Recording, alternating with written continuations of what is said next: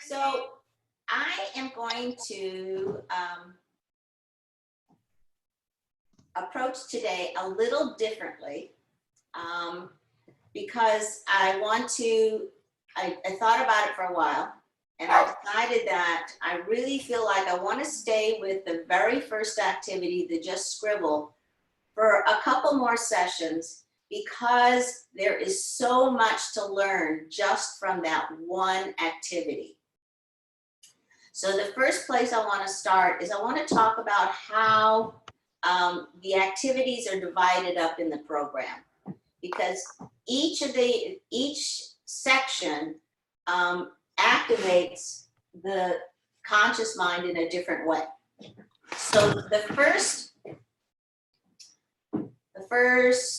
five activities are all about sensorial. It's all about really reconnecting and really learning how to understand and translate and decode the language of the body. And we do this through our senses. And so why is this important? Well, when we're young, we do experience life through our senses. And if you're around young children, you get to see just how much their experience of life is below the neck versus above the neck. It's not a cognitive thing, it's an experiential thing. And because it's experiential, that's how they are able to understand the language of the body. But somewhere around 6, 7, between 6 and 9, depending on when you're in school, the environment you're growing up, is that we're taught to disregard the knowledge below the neck and only listen to the knowledge above the neck. And so, you know, this is important. We learn how to read, we learn how to write, we learn how to follow rules, but we also can end up disconnecting from ourselves. And we also can disconnect from the absolute delight of connecting with nature, connecting with ourselves, connecting with the universe. Somebody recently sent me this poem, and there was this line in it that just really struck me. And it said, you know, we can do without pleasure, but we cannot do without delight. And it was like, wow. You know, you can say the light. Yeah, we can't do without the light.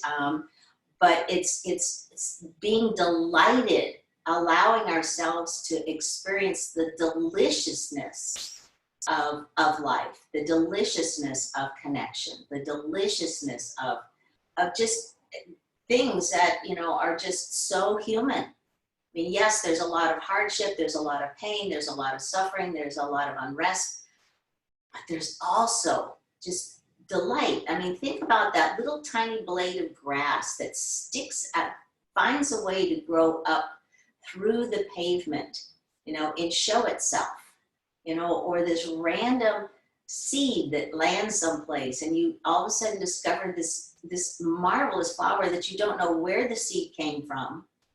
And you don't even know what the flower is, but it's just amazing. So delight. So that's what the sensorial. So that's why I want to spend some more time with the first activity, because it really does help us learn how to go back and tap into experiencing life through our senses. So, and why is this important? Because we're going to go over here and remember, it's the law of coherency, that this part of the mind, its job is to make sure reality, our life, reflects the data. And that is so huge. And that, you know, if you were taught that life is a struggle, if you were taught that you weren't smart, if you were taught that you weren't lovable, if you were taught, I mean, and it's not something your parents intentionally gave you. It's something that your mind translated that way. And remember, You know, if that the average person is that 95% of the time, their system is being run here. And if your mind is in copy and paste.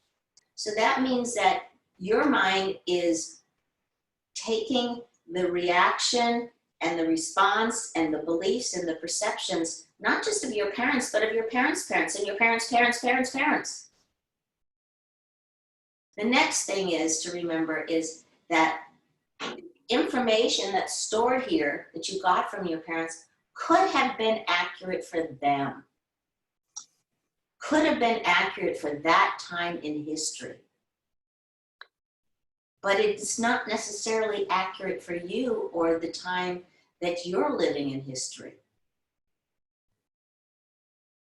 And all it takes is if you have parents that are, you know, say you have two parents and they're very well educated and they're very linear and so, but you happen to be a right-brained person. You happen to be somebody who is very artistic and slow-moving and contemplative and philosophical.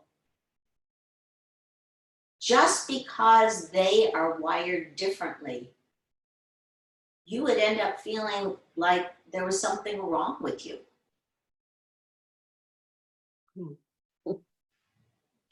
Just that. Just because they were wired differently. Because your mind would keep trying to get you to be like them. But you're not wired that way. So it creates this struggle. Struggle creates inner conflict because these two parts of the mind are supposed to work together in tandem, like a tandem bicycle. Tandem bicycle. And so if this part of the mind is saying, oh, you're supposed to be, you know, you're supposed to have a doctorate, you're supposed to have 3 doctorates, you know, you're supposed to have, you know, be this, you're supposed to be that.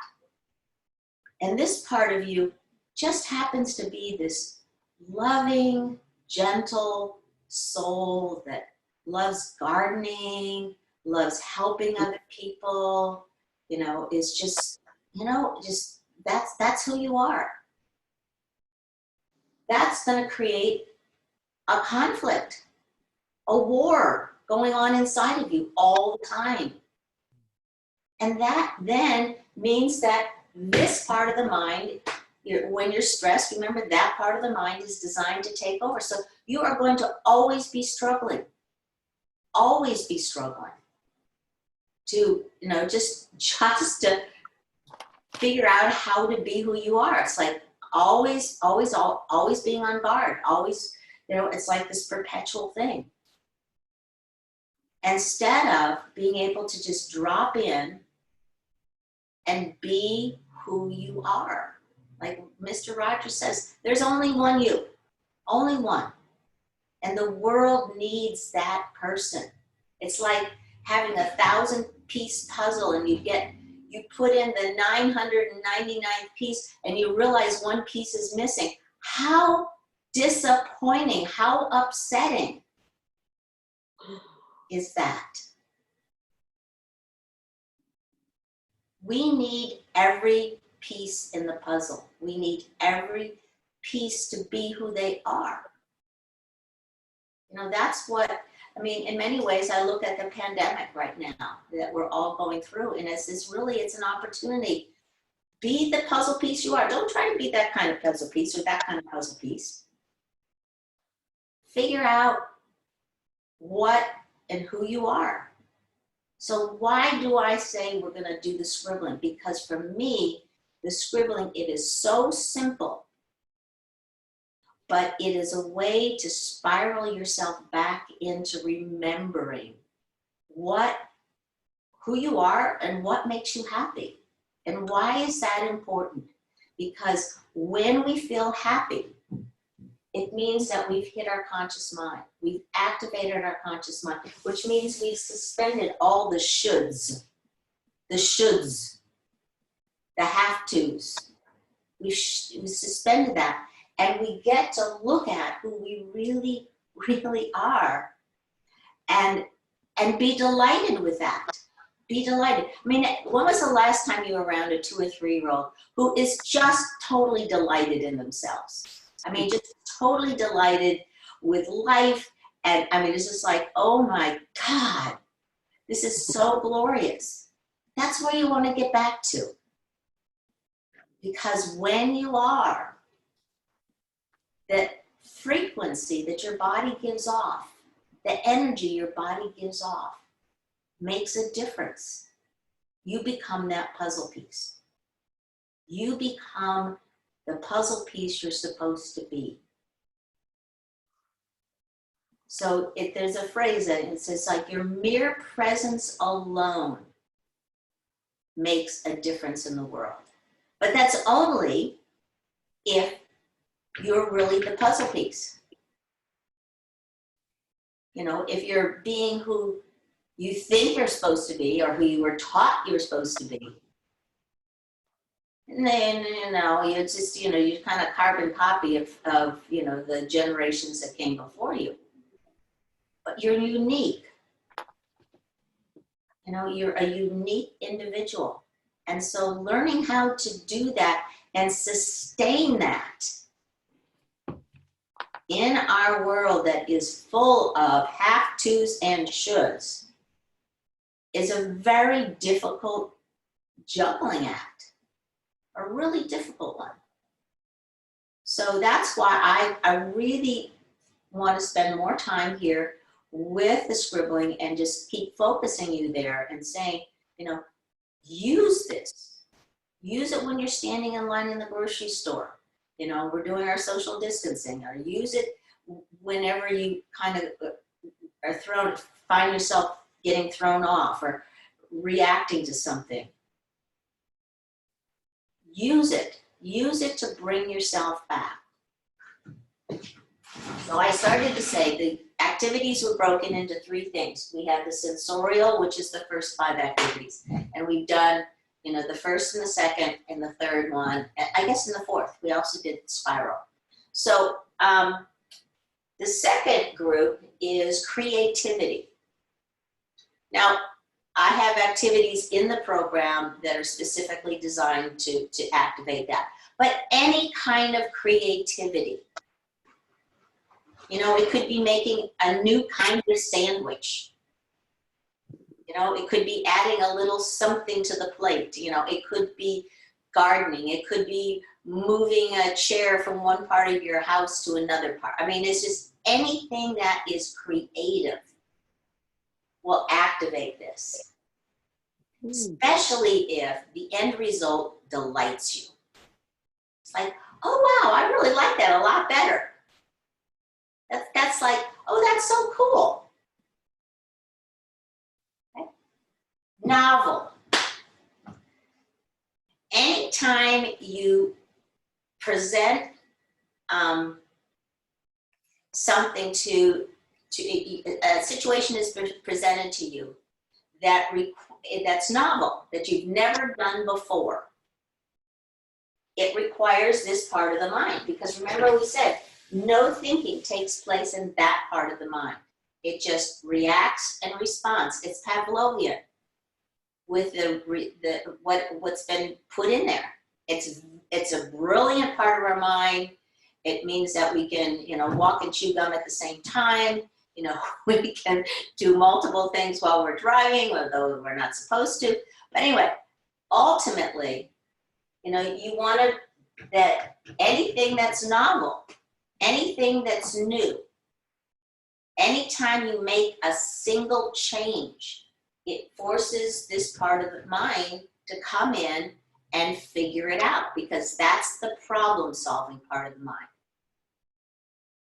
So yeah, I have activities that teach people how to do that, but just you knowing that if you find yourself stuck here and you just can't get your brain to move out of that, you know, place of being stuck and reacting in a way that you know you don't want to be reacting, then do something new. Do something new. It's like historically, through the years when I would get stuck with an art project, like a painting or a sculpture, and I couldn't figure out how to get around it. My solution was, oh, okay, so I think you're going to learn how to play the guitar. Oh, I think you're going to learn how to play the piano. Oh, I think you're going to learn. I mean, I would force myself with a big challenge to learn something completely new. You know, sometimes it wasn't something musical. Sometimes it was, you know, just a cooking thing or a, you know, something. But I would purposely put a challenge in a completely different field, in a completely different way, to force my system from being stuck there. So, you know, you don't have to necessarily use the activities, but, you know, as long as you remember those principles, remember the name of the game is percentage. If the average person is here 95% of the time, that means that they only have 5% of their day to create the life they want. Every time you increase that percentage from 5 to 6 to 26 to 36, every change you make, incremental percentage change, your ability to create the life that you want becomes easier. But it doesn't happen instantaneously, and it doesn't happen just because we understand it cognitively.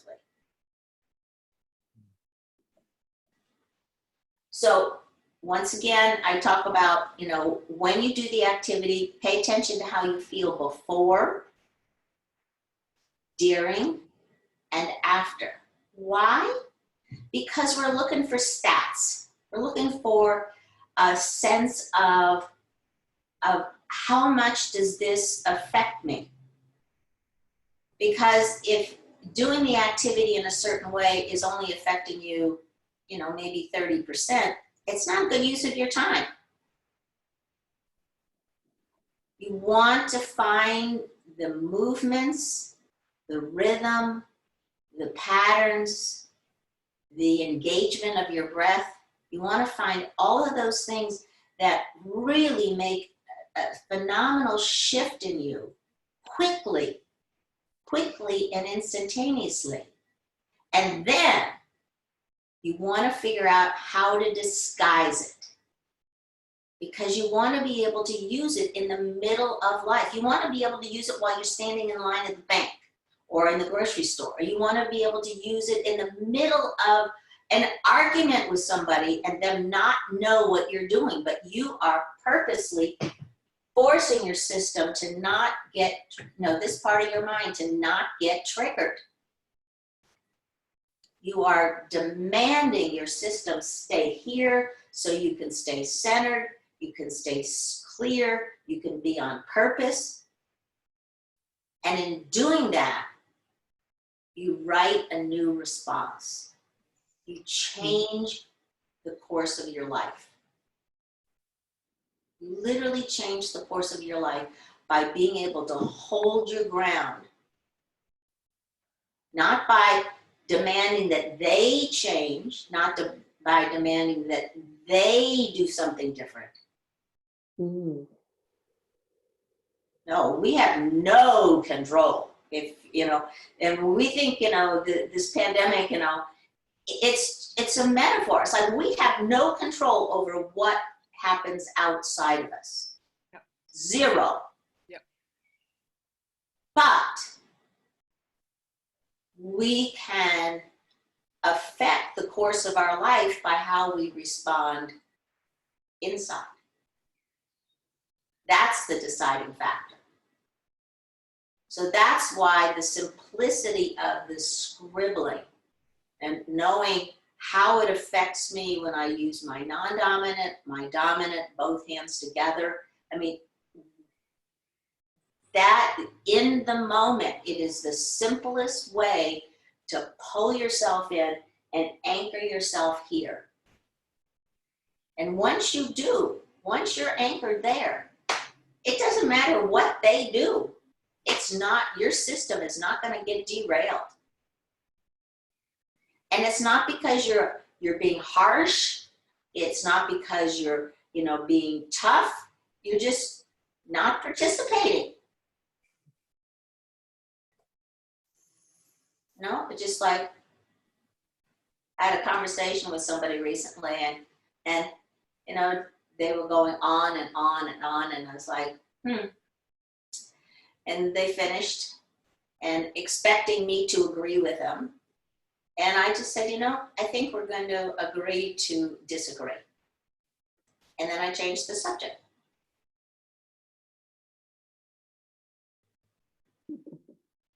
Real simple.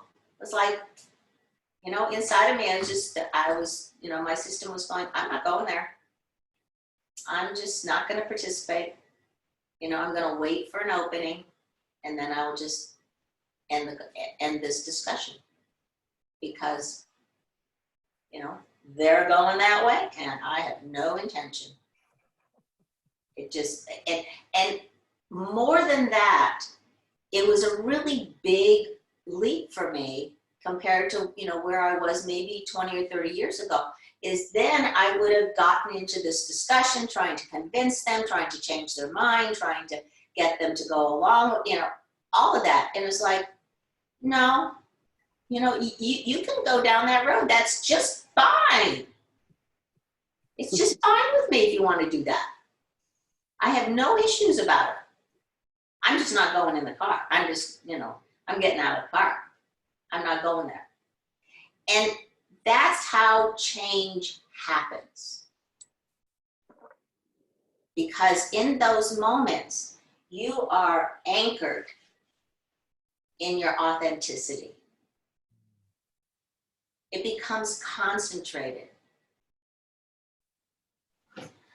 So, one of the things I also want to talk about today is how I would present this to a young child. And I'm going to do this for two reasons. One is that, I originally started the class focusing on, this was a class for young children and their parents.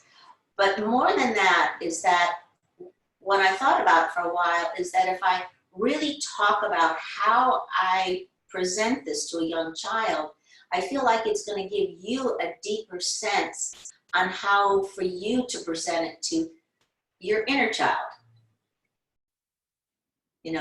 For you to present it and guide yourself through this in a more delicate and a more subtle way. So that's one, so today when I do the demonstration for the scribbling, and I'm going to do the individual hands, and then I'm going to do both hands together. But I'm going to do it in a way that I would do it for a very young child. But before that, I want to talk about, just really briefly, it has to do with entrainment. And we've talked about this a little bit. And entrainment is a phenomena where it's like an energy conservation. And you see this in nature. You can see it where trees and plants grow in a certain way so that they shade and they support each other. You can see this with fireflies. I grew up in the Midwest, and we used to go out in the summer and collect fireflies and put them in jars and stuff like that. But then we would release them before we went to bed, so we didn't kill them. But we would have these lanterns, because we had all these fireflies in them. Well, if you watched a bush and you saw fireflies land on the bush, when they first land on a bush, they're flashing all this random. But within a very short period of time, you'll start seeing that they start all flashing together. And this has to do with the phenomena called entrainment, or energy conservation. So our body is designed to entrain with either our external environment or our internal environment. Okay? And so when we're scribbling, we're wanting to sensorially, we wanting to connect to that internal environment. Now, many teachers and parents, you know, adults, when you're reading a story to a child, that we instinctively use this principle, but I want to highlight it. So imagine I was reading a book.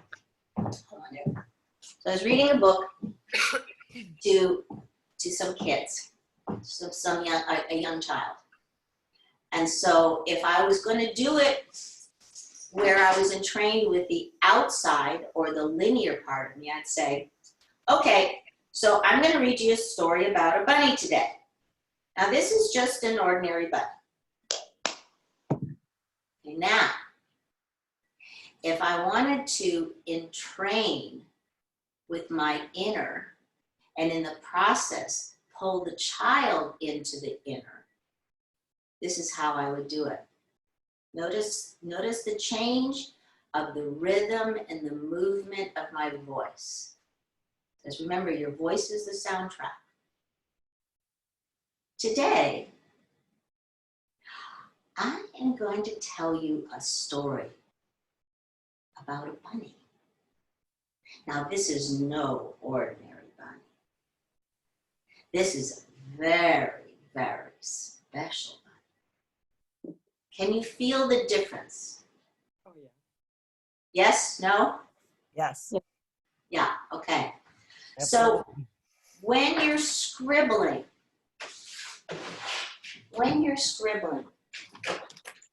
think about the soundtrack that's going on in your mind of saying, what feels the best? Do I like this or do I like this better? Do I like this or do I like this better? So Gandhi said, be the change you want to see. So be gentle with yourself. Be inquisitive. Allow yourself to be in a state of wonder and awe and delight when you're scribbling. And that is going to accelerate you into here. I mean, you're going to get to the point where you can shift from here to here in 1 second. Sometimes it'll be the rhythm. Sometimes it's going to be the speed. Sometimes it's going to be the sound. Sometimes it's going to be the movement. All of those are sensorial. So you're really looking to tap into what puts you here and what puts you here. You know, for me, one of the things that puts me here the fastest is the minute that I feel that somebody has some agenda for me. I mean, I can feel it. It's like there's this tightness in their body that you can feel them bracing and revving their engine. I was like, how are they going to get me to where they want me to get? That they think I should be, you know? And, you know, it's like my radar is just like, oh, that is so my mom. It's so my mom. And so being able to recapture myself here. And another trick actually is if there was an adult in your life when you were growing up who actually was delighted by who you are and all of your idiosyncrasies, just going back and dissecting their behavior and how they could shift the energy, either through their laughter or, you know, coming and giving you a hug, or, you know, just pay attention. Because my theory is, one of my theories is if we're still alive, there was at least one adult in our life when we were growing up who really got us, really got who we were, and absolutely, completely were delighted with us. And that's what we held on to. That was like the rabbit's foot we held on to. So, you know, look at that. You know, look at the people in your life now, look at the people then, But you then take that, you don't attach yourself to them, you then translate that into the sensorialness of it. Now, we're hitting about 9:30. I want to go through the activity at least once, so we're going to go 5 minutes over or so, okay?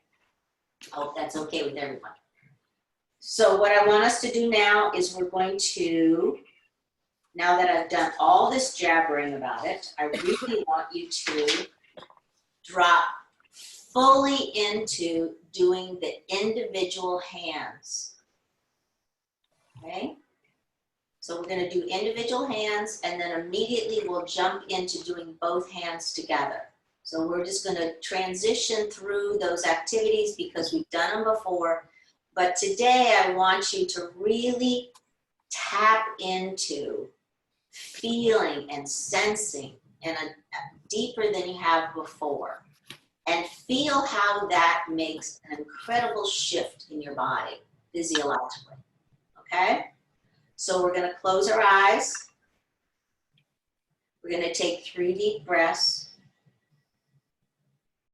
And then I want you to explore scribbling with your non-dominant hand.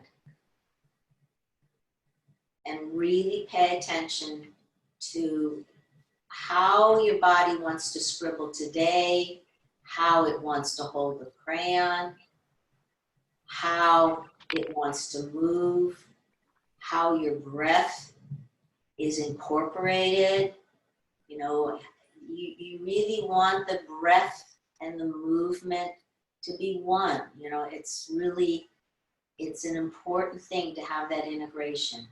And as soon as you have just, you know, a sense of that, then pass the crayon to the other hand, take 3 more deep breaths, and allow yourself to scribble with that. And as you're scribbling with the second one, notice what's different.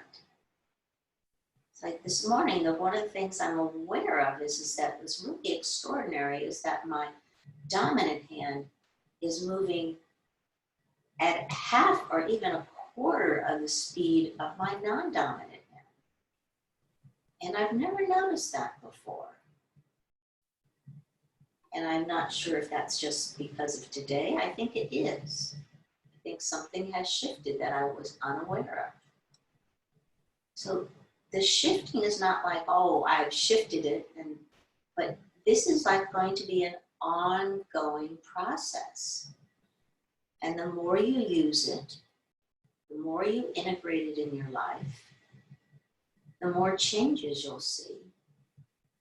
And the more you will come home to yourself, the more you will become the person you were designed to be, not the person you were taught to be. And when you have a sense of that hand, you can pick up another crayon or break your crayon in half and take 3 more deep breaths, and then do both hands together.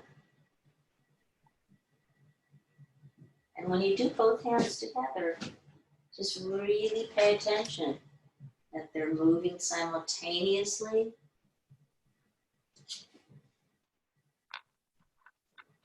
You don't have to be doing the same thing. But when you're doing the 2 hands together, you're really getting to see how well the 2 hemispheres of your brain work together or don't. You know, you're crossing the midline. You're integrating your body, you're integrating your breath, you're integrating movement. And you're doing it through your senses. Feeling. Makes me think about when a young child, you know, they're sitting in their high chair and you're first giving them food and they smear it on the tray and they smear it on their body and they, you know, it's like very little of it goes in their mouth. Mm-hmm. Very little goes in their mouth. It's everywhere because they're exploring. Allow yourself to explore. and get into the deliciousness and the delight of being a soul in a body. Our bodies allow us to experience this. So get into the deliciousness of it. And when you have a sense of which of these gives you the most pleasure, which means which of these bring you into your conscious mind the quickest, then just open your eyes and raise your hand, and I'll know that you're done, you know. That could you feel the shift in a deeper way today? Yes, no, maybe. Yes. Yes. Yes. Yes. Okay. And does anybody have any questions? Okay, so the next class is, yes. Do you have a question? What, like when you use your dominant hand and your not dominant hand, like when we've done this exercise, sometimes I prefer one hand than the other hand, then sometimes both. What am I processing around that? Okay, well, okay, so that the right hand, this is in most people. So the right hand is connected to the left hemisphere, which is the linear. The left hand is connected to the right hemisphere, which is the creative and spatial. When we do both, we're obviously going back and forth and activating both. And think about this, is that there's some times that we just need to have this kind of, you just like strong, this is where I stand kind of energy. Mm-hmm. And sometimes we need this like softer, you know, it's okay kind of energy to balance ourselves out. So it's really, think about it as like a vitamin. Is that sometimes you need a little bit more of this, sometimes you need a little bit more of that. And what I think is real important is you pay attention to the situations, so that what you're doing is you're building a library, you're building a database. So if every time you have this friend, her name is Heidi, and every time you are around Heidi, you have to do this kind of energy, you have to do this, you know, then you know that when you're around Heidi, that you need to do, you know, periodically scribbling with your dominant hand so that you can stay clear and strong. And then you have a friend, we'll say her name is Louise.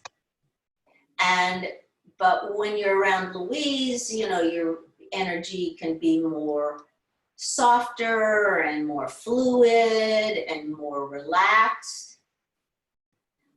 So even when there's a disagreement or a conflict, you can use you can use your non-dominant hand. So it's paying attention to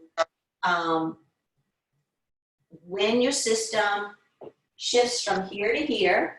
And how do you know? Is that you get stressed, you get overwhelmed, but we're not talking like big stress, we're talking subtle, just like, oh, you know, you go from feeling totally relaxed and completely being yourself to there's an edge. You want to be using the scribbling when you hit that edge. You know, you don't wait till the whole thing blows up. You know, you want to learn how to disseminate the minute that the system is shifting from here to here. And then you want to bring it right back. And that's where the scribbling on your hand, on your leg, you know, can really be helpful. Or, you know, as we talked about the hair twirling, I mean, it's just whatever your version is, but you learn it with the crayons and the paper, and then you find a way to disguise it, intentionally disguise it, so that you can use it in the middle of your life and be comfortable with it. So if I'm in a situation where I feel I'm too rigid, I would use my left hand to soften that rigidness. Well, the first thing I would ask myself if I was in that situation is why am I rigid? You know, what is the energy? Remember, your body's going to train either with your internal or your external. So what is happening outside of you that's making you rigid? Because if you're rigid, you're here. So what has stressed out your system? So, Yeah. so the scribbling would help me spiral into myself and figure out what's off. Now, it could be as simple as that I'm tired, you know, and I need to be by myself, or I need to take a nap, or I'm hungry, or, you know, it could be something really basic that I can address really easily, or it could be Or somebody's doing something that I don't want them to do, or something that I think they should do. yeah, I mean, it's just like, you know, that's where, you know, they're doing something we don't want them to do, but we can't control that. We don't have any say over that, but we don't have to participate. Okay. See, the thing to remember is that when we get upset over something, we're actually fueling it. But if you scribble, this is where you say, oh, so then would I scribble, you know, with my non-dominant hand? Yeah, you would scribble. Whichever hand is going to pull you here, that means you're going to move out of conflict. You kind of like, whatever. And you walk away. And, you know, there might be some sorting out of, you know, if this is with a, you know, a major relationship or something, you're figuring the thing out. But ultimately, for me, in those moments, the scribbling helps me pull myself away, go inside, recenter myself, connect with myself. And, you know, and then from there, I know what to do. Does that answer your question? Yeah, it does. Thank you very much. Yeah. Okay. So we'll meet again on Monday. And between now and then, really play with using the scribbling to keep you here. And at the end of every day, so that we have Saturday and Sunday, so you have 2 days. At the end of the day, when you're brushing your teeth, give yourself a percentage. How much time did you spend? What was the percentage of time that you were able to stay here versus here on each day? And see if you can get that percentage up. And then look at how that affects everything in your life. Everything outside of you is going to change when you increase that percentage. Everything.